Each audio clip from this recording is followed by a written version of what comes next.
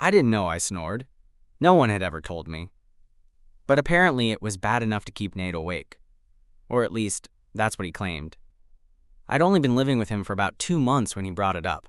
Real casual, like it was no big deal. We were standing in the kitchen, both waiting for the toaster to pop, when he said it with that little smirk he always had when he was trying not to laugh. "You sound like you're dying in there, man. Like a congested bear drowning." I stared at him, coffee halfway to my lips. "What?" He leaned against the counter, bare feet crossed at the ankles, wearing those worn-out gray sweatpants I'd come to associate with lazy mornings and unsolicited sarcasm. "Last night? You were snoring like it was a sport." I rolled my eyes. "You're full of shit," he grinned, taking a bite of his toast. "Dead serious. I almost recorded it to send to your future husband as a warning." I laughed, shaking my head, but something about the way he said it stuck. Not just the husband part. The way his voice had gone soft at the end.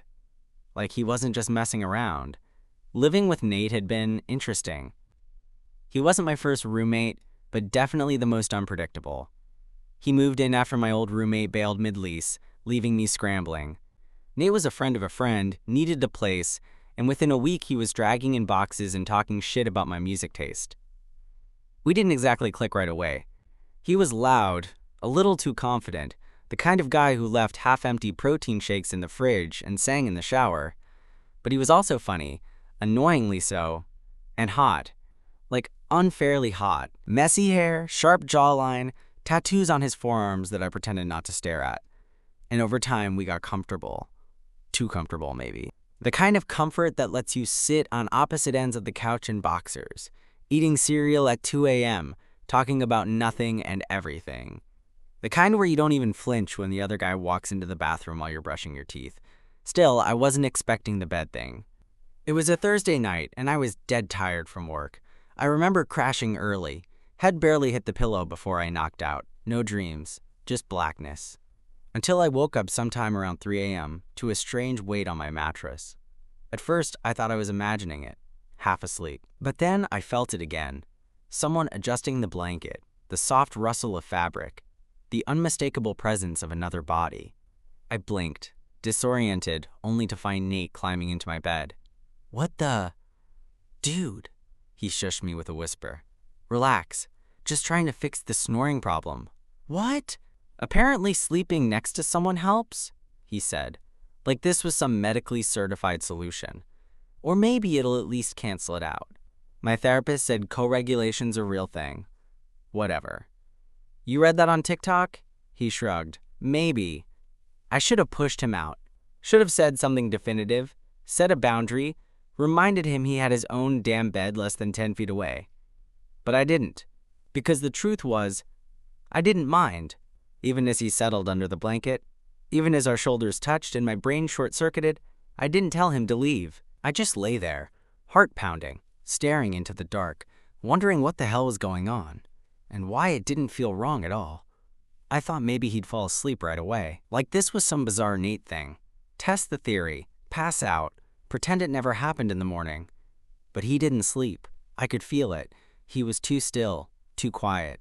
His breathing wasn't the soft rhythm of sleep.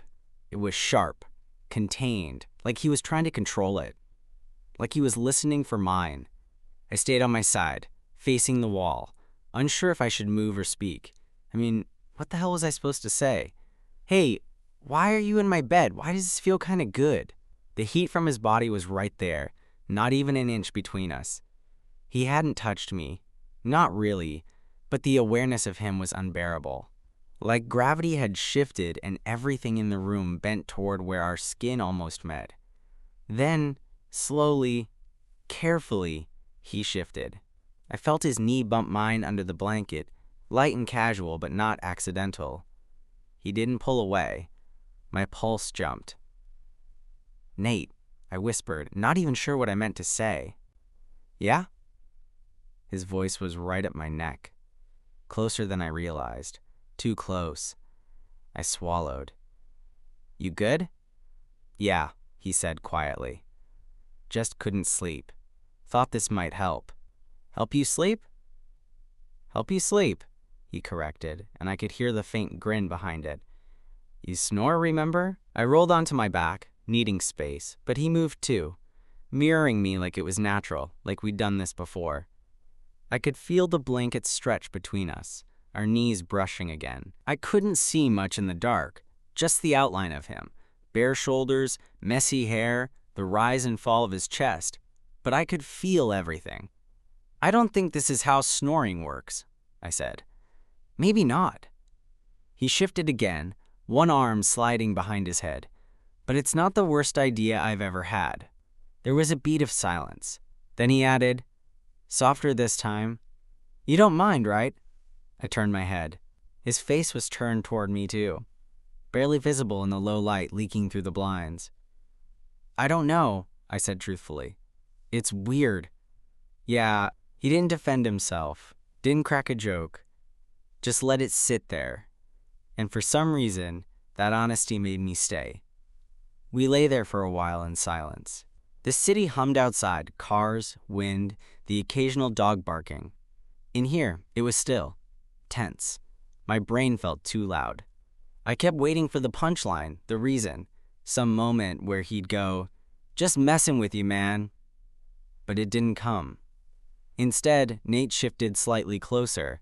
His knee brushed mine again, this time lingering. And then, very lightly, his fingers grazed my wrist just once. Barely a touch, but it wasn't a joke. That much I knew. I didn't pull my hand away. That's the part that surprised me the most.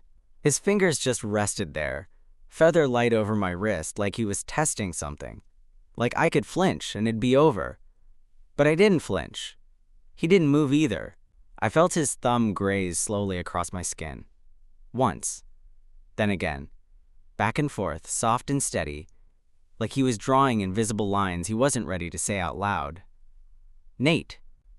My voice was hoarse, low. Yeah? I didn't know what to ask. Why are you doing this? What is this? Do you even know what you're doing? Instead, I said, you're in my bed. He chuckled softly. I noticed, and touching me. I noticed that too, he said, but his voice dropped a little, less joking now. Do you want me to stop? I turned my head toward him, and even, in the low light, I could make out the shape of his face. The curve of his cheek, the tension in his jaw. His eyes were open, fixed on me, waiting. No, I said quietly, but I don't know what you're doing. I don't really know either, he admitted, his thumb stilled. I've been thinking about this, us, for a while. And maybe this is stupid, maybe I'm crossing a line, but tonight just felt like the right time.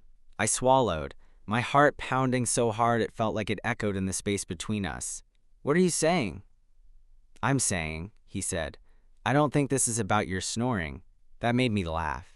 It just came out, short and breathless, like a bubble popping under pressure. He laughed too, but there was something in his eyes now, something raw, vulnerable, like he wasn't sure what to do with himself.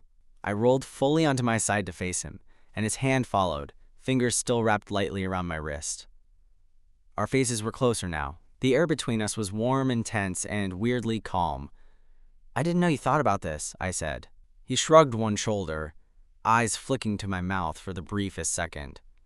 Didn't want to ruin anything. You've been my favorite part of the day lately, and I wasn't sure if you'd feel the same. I let out a slow breath, my head spinning. I do, I said. That was the moment the air shifted.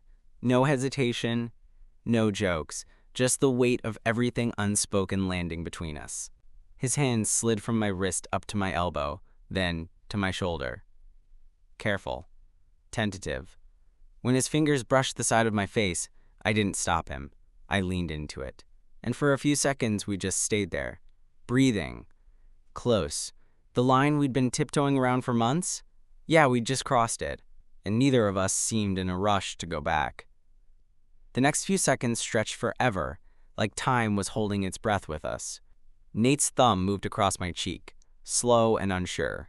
His eyes kept flicking between mine and my mouth, like he was waiting for a signal, something solid, anything that told him it was okay to keep going. So I gave him one. I leaned in, not all the way, just enough to close the gap halfway, enough to say, Yes, I feel this too. He met me there. The kiss was brief, barely more than a press of lips, but it lit a fire under my skin so fast, I had to suppress a shiver. His hand cupped my jaw, thumb grazing the edge of my mouth like he couldn't believe he was touching me.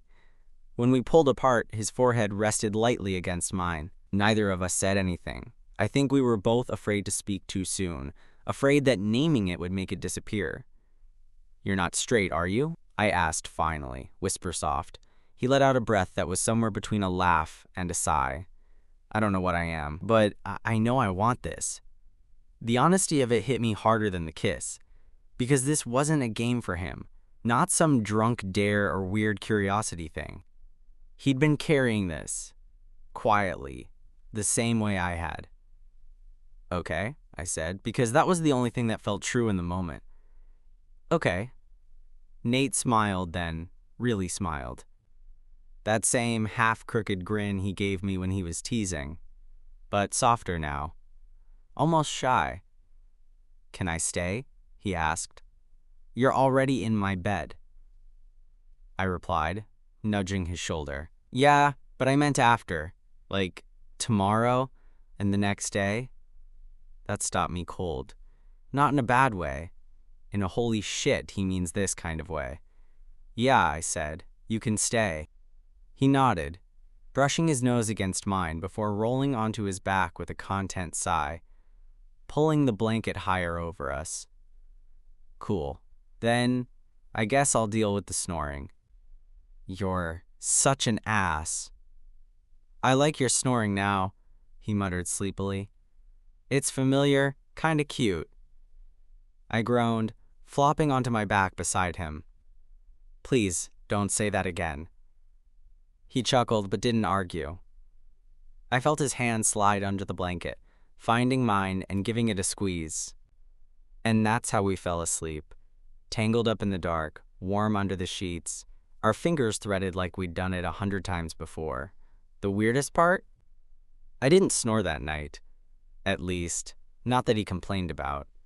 Waking up with Nate still in my bed was surreal. Not because he was there, I mean physically there, but because of how normal it felt. His arm was slung over my waist, his forehead pressed lightly between my shoulder blades, and our legs were tangled in a way that made it impossible to tell where one of us ended and the other began. And somehow, I didn't want to move. Not yet. The sun hadn't fully risen, and the apartment was quiet, save for the distant hum of traffic outside and Nate's soft breathing.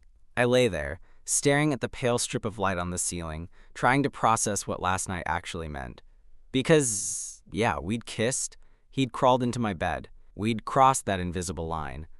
But what now? I shifted slightly, and his grip around me tightened. Not possessive, just instinctual. "You awake?" he murmured, voice rough from sleep. "Barely." His nose nuzzled the back of my neck, and I felt the smile in his voice before he even said anything. Still snoring, by the way. Liar. Scout's honor. "You were never a scout." "True," he admitted, then added, "but if I was, I would have gotten a badge for bed sharing under extreme gay panic." I snorted, turning over to face him.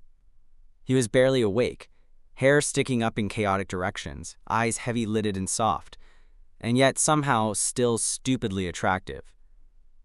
"You okay?" I asked. He blinked at me.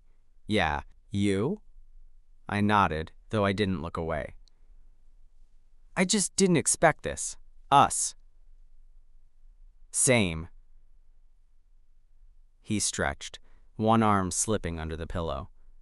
"But I don't regret it. Not even a little." There was something in his tone, gentle but sure, that settled something in my chest, like I could stop holding my breath.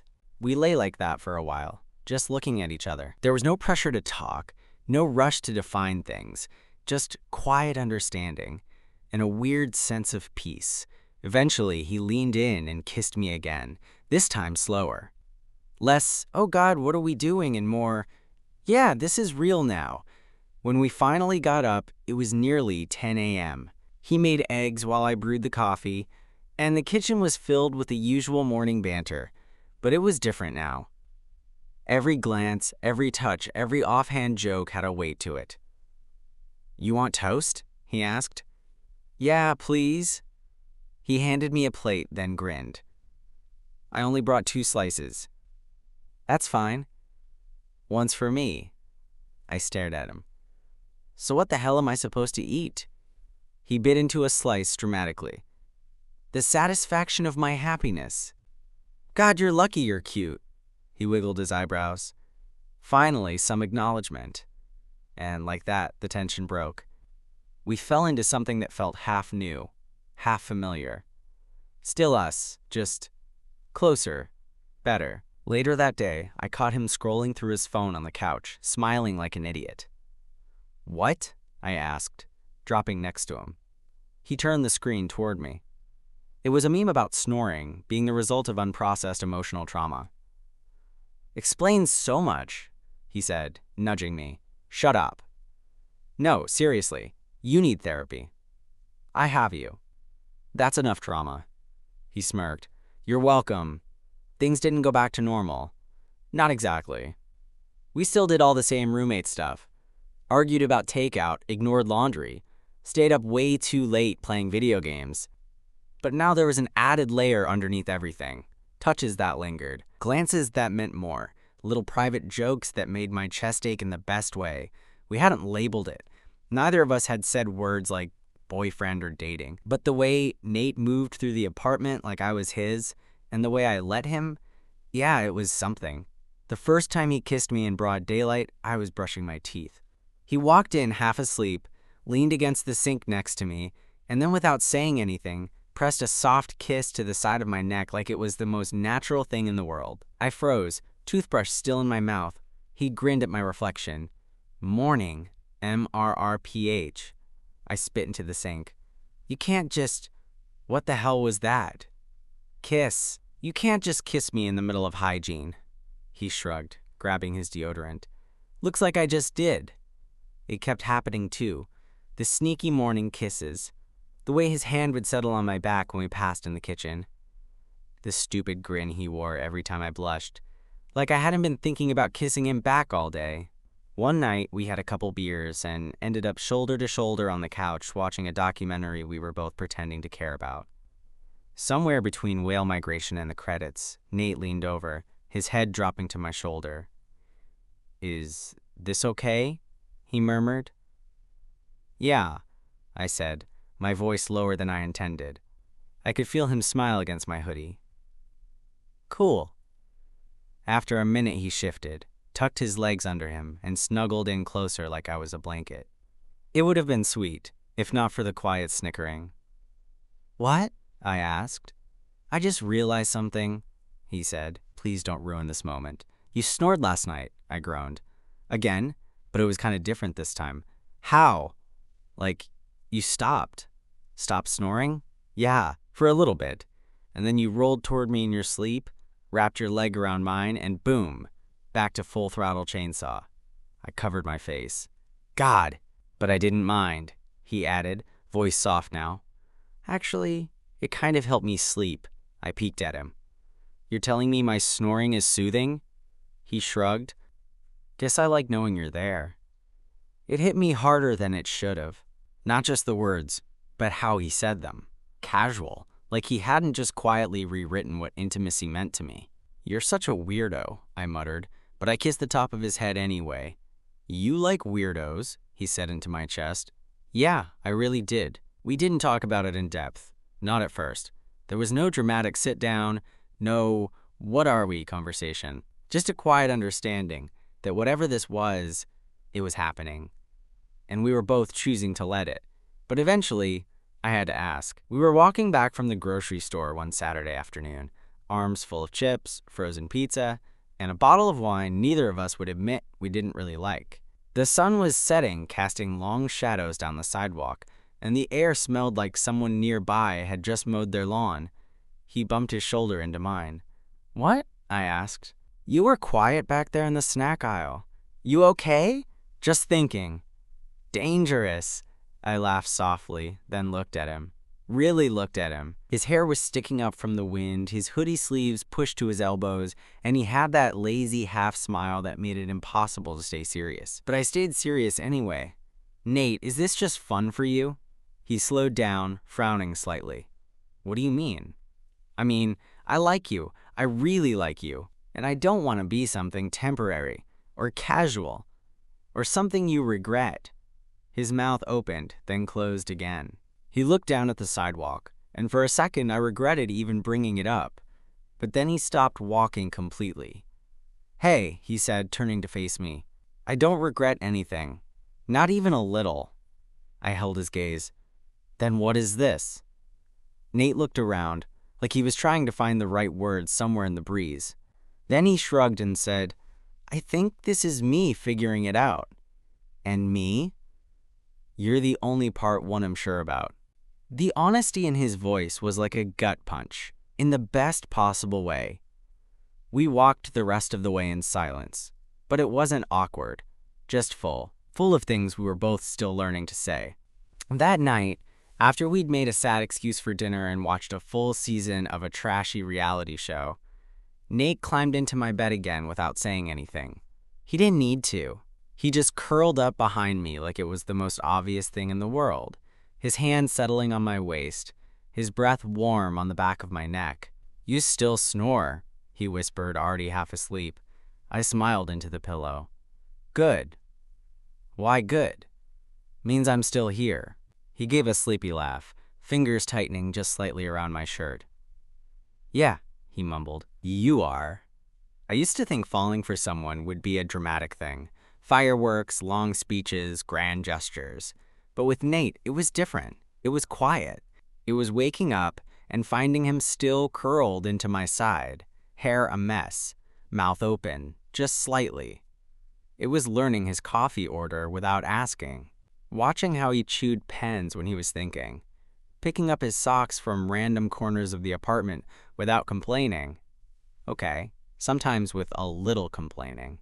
It was Sunday morning spent in bed, neither of us moving, scrolling through our phones but still finding ways to touch, his leg over mine, my arm draped around his back.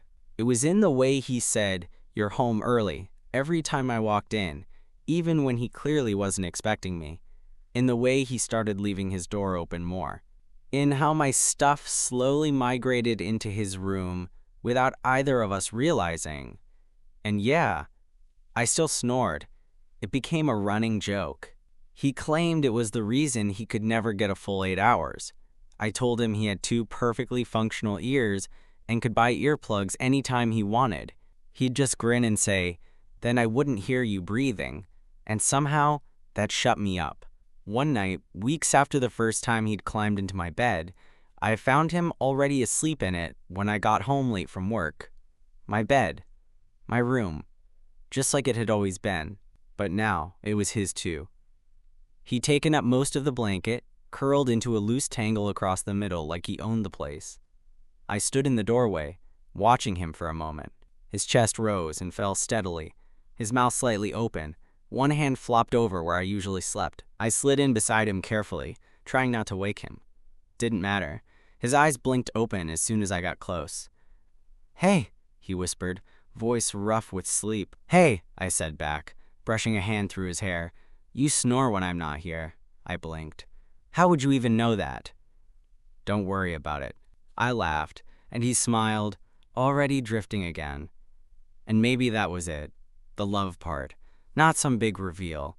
Just knowing that someone listened to you sleep, that they stayed, that they climbed into your bed to be closer, and then never really left.